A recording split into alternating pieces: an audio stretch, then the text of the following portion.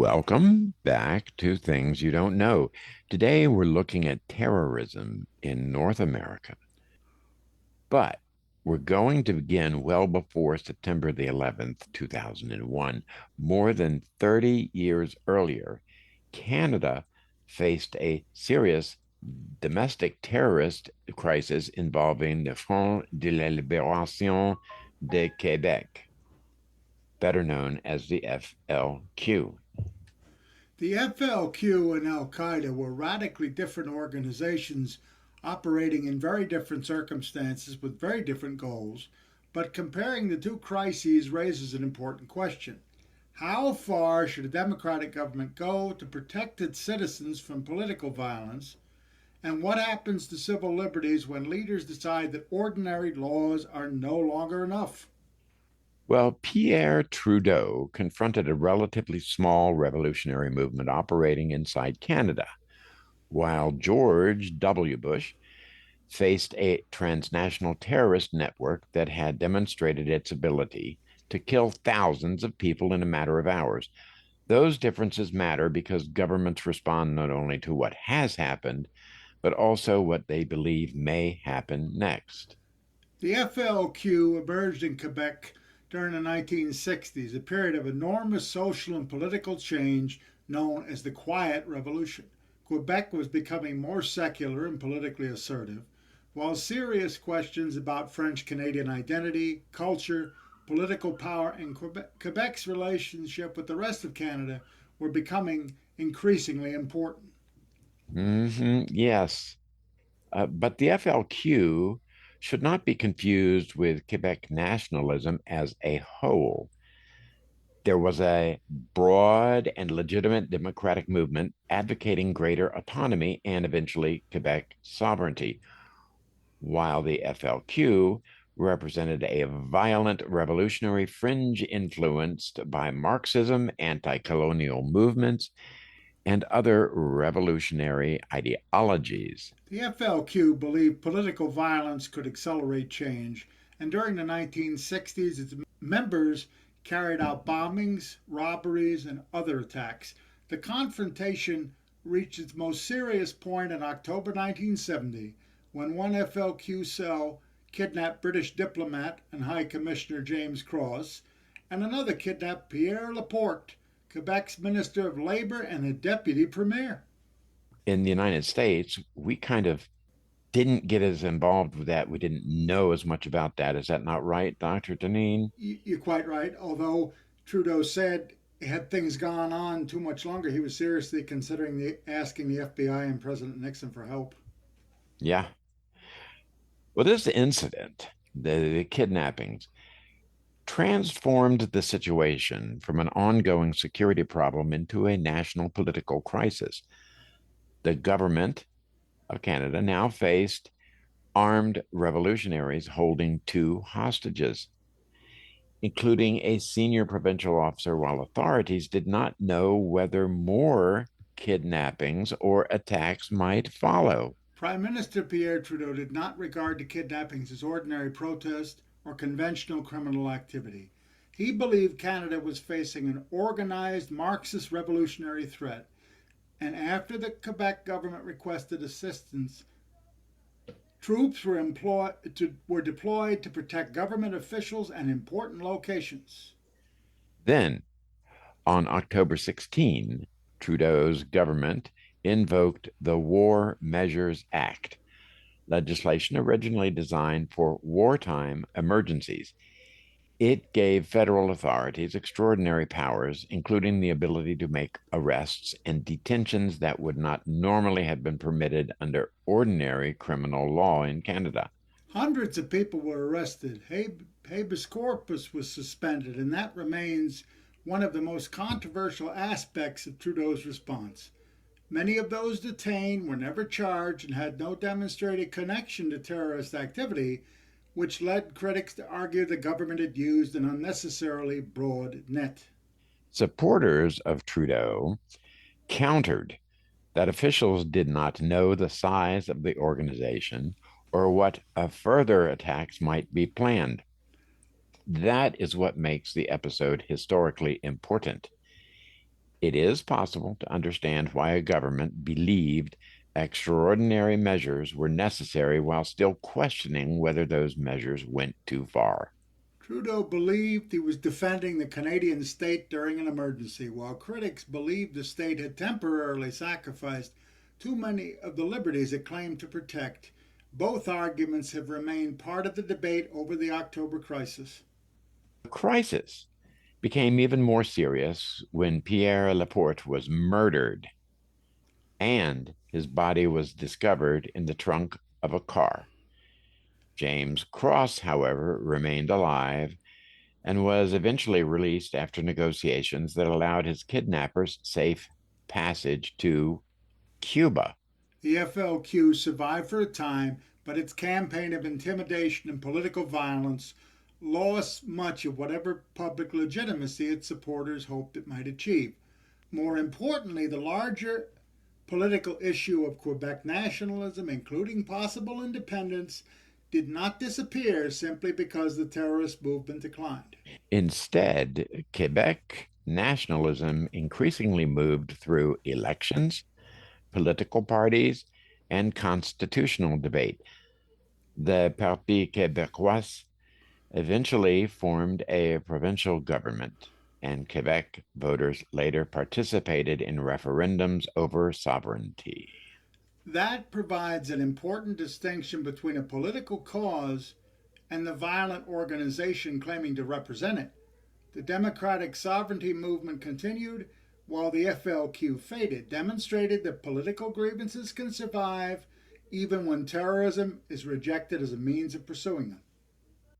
Now, let's move forward approximately 30 years to September the 11th, 2001. The threat facing the United States was fundamentally different because Al Qaeda was not a domestic revolutionary movement seeking political change within one province or country. Al Qaeda was a transnational jihadist organization whose leadership, financing, training camps, and operational networks crossed international borders. On September 11th, it demonstrated that a relatively small organization could exploit the vulnerabilities of a modern society and inflict catastrophic casualties. Yeah, four commercial aircraft were hijacked. Two were flown into the World Trade Center, another struck the Pentagon, and the fourth crashed in Pennsylvania after passengers resisted the hijackers. Nearly 3,000 people were killed, including two dear friends of mine, and the attacks changed the way the United States understood terrorism. The threat was no longer viewed primarily as a matter for police investigators pursuing individual criminals after an attack had occurred. Yeah, the Bush administration treated September 11th as an act of war rather than simply a criminal conspiracy. The United States demanded that Afghanistan's Taliban government stop providing sanctuary to Al Qaeda and turn over its leadership. And when that did not happen, American and allied forces began military operations in Afghanistan. Congress also authorized the use of military force against those responsible for the attacks. From that point forward, the response expanded into a much broader counterterrorism campaign involving the military, intelligence agencies, law enforcement, diplomacy, border security, and financial investigations. That's right. And the United States targeted terrorist finance and expanded intelligence operations while also reorganizing domestic security. The Department of Homeland Security was created, and Congress passed the USA PATRIOT Act, which expanded government authorities in areas involving surveillance, information gathering, and investigations. This was a fundamental shift in how terrorism was approached. Rather than waiting for individual attackers to commit crimes and then prosecuting them, the government increasingly emphasized preventing organizations from maintaining safe havens, financing networks, training facilities, and the ability to plan future attacks. Yeah, comparing Trudeau and Bush requires some caution because the scale and nature of the threats were so different. The FLQ was a relatively small domestic revolutionary organization, while al-Qaeda operated internationally and had demonstrated its ability to carry out mass casualty attacks. Their political objectives were also different. The FLQ sought revolutionary change in an independent Quebec, while Al Qaeda pursued a much broader ideological struggle that extended across national boundaries and had no conventional place within the North American political system. That political environment is especially important in the Canadian case.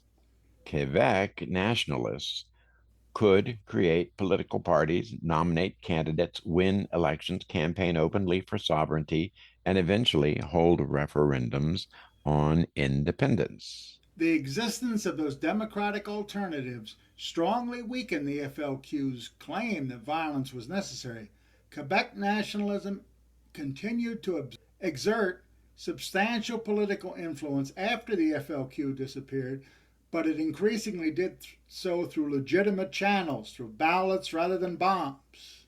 Bush faced a different situation because Al Qaeda was not attempting to win elections, negotiate constitutional reforms, or participate in American political institutions. The administration concluded that preventing another attack required destroying an international network and denying it places from which it could organize and train. Trudeau's response was therefore centered on restoring order within Canada and dismantling a domestic terrorist organization. Although soldiers were deployed and emergency powers were invoked, the central objective remained internal security and law enforcement. Bush's response quickly became international. The phrase war on terror reflected the administration's belief that terrorism could not be defeated simply by arresting individual operatives after attacks had occurred. The government believed terrorist organizations also had to be denied training camps, financial systems, communications networks, weapons, and foreign sanctuaries. That produced a far more expansive concept of national security and gave the United States a continuing military and intelligence role far beyond its own borders. Yeah, it also created controversies that continued long after the immediate shock of September 11th had passed.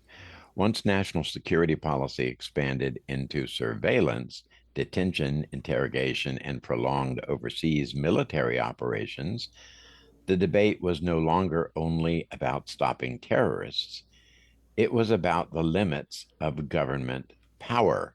This is where the Canadian and American stories begin to resemble each other once again.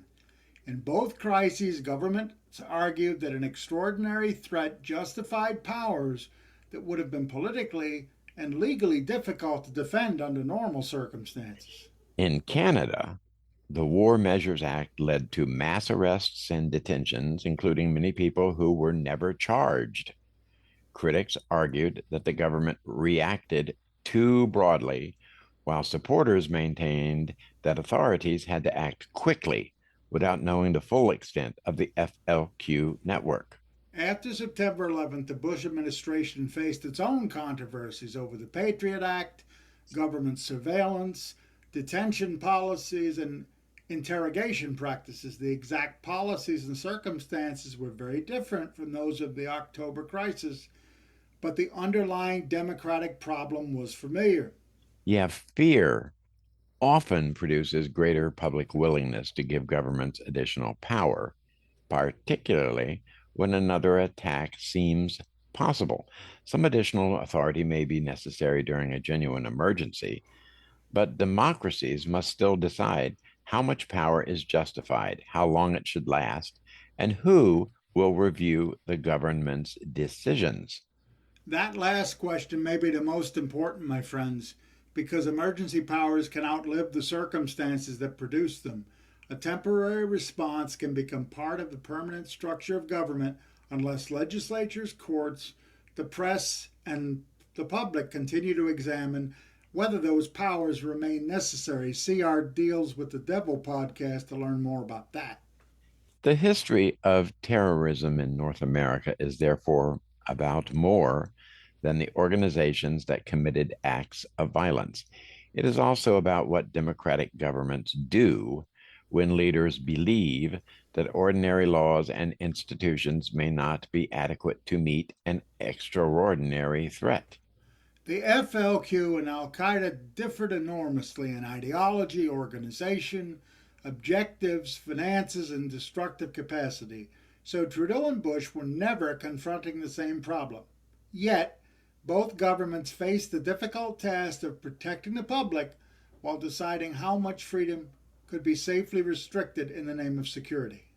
Trudeau relied on emergency power acts during the October crisis, while Bush responded to September 11 with military action and a greatly expanded counterterrorism system. Both responses achieved important security objectives, and both produced controversies over how democratic governments should exercise power in moments of fear. And that may be the most useful reason to study these two episodes together. Terrorist organizations change, threats change, and governments change, but the constant tension between security and liberty repeatedly returns whenever democratic societies face organized political violence. Okay, we could go on for sure, but we're going to end this episode of Things You Don't Know for this episode. Thanks for joining us, and we hope you'll return for the next one. And if this episode gives you something to think about, join us again as we look at another piece of history more complicated than it appears. Bye for now. Bye bye.